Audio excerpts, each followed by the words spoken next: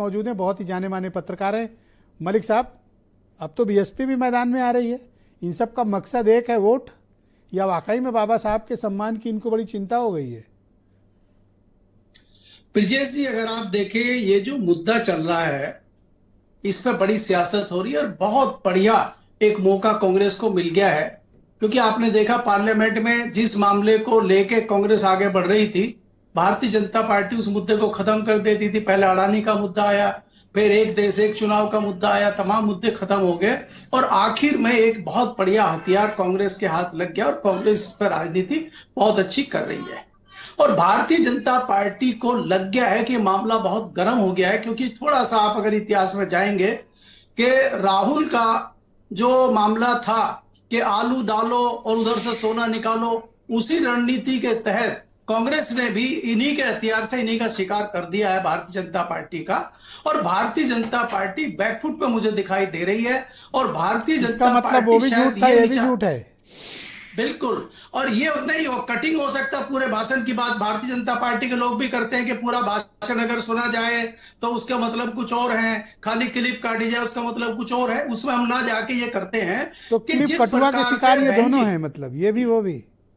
बिल्कुल बिल्कुल।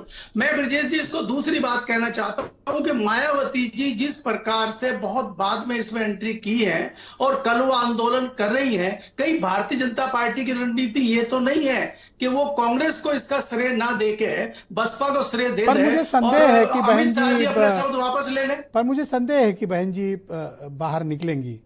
मुझे लगता है डिस्ट्रिक्ट यूनिट वगैरह ही देंगे, क्योंकि उनके आने को अभी तक मुझे किसी आंदोलन में वो दिखी नहीं, इसलिए मेरी आशंका है कि वो मुश्किल ही आएंगी।